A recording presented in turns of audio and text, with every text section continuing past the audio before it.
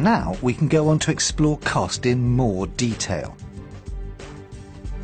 To explain the cost of production, we'll use as our example a business called the Blakermaker that makes garden ornaments.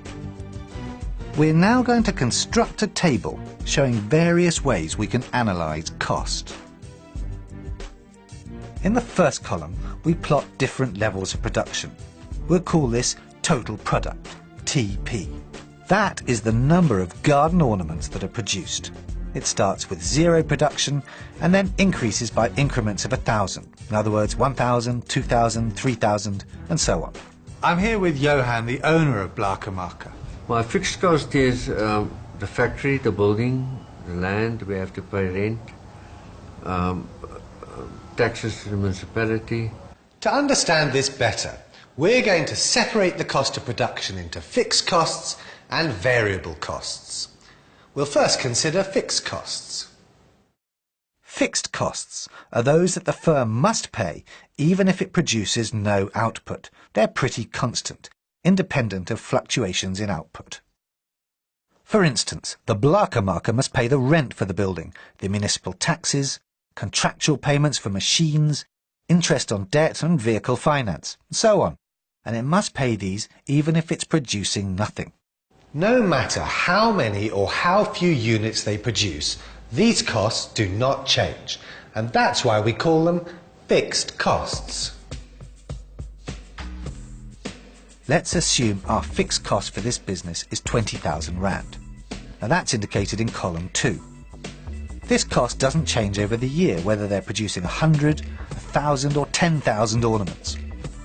We will now proceed to present this total fixed cost with the aid of a diagram. On the horizontal axis, we plot the total output, 1,000, 2,000, 3,000, 4,000, 5,000, 6,000 and 7,000 units. On the vertical axis, we plot the fixed cost, and for every level of output, the fixed cost is 20,000 Rand. By joining the points, we can represent fixed costs as a smooth horizontal curve.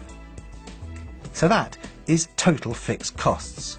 Now we must look at something called average fixed costs. Average fixed cost is the total fixed cost divided by the level of output. For 1,000 units, it's 20,000 Rand divided by 1,000, giving you 20 Rand. For 2,000 units, it's 20,000 Rand divided by 2,000, giving you 10 Rand, and so on. These figures are given in column 3. Now note how the average fixed cost decreases as the Blakermaker produces more goods. While total fixed costs stay the same, average fixed costs fall as production increases. Why does the average fixed cost keep dropping? Well, total fixed cost keeps getting divided by larger and larger numbers as production increases. In other words, the firm is spreading its fixed cost of 20,000 Rand over more and more units. As more ornaments are produced, the average fixed cost drops.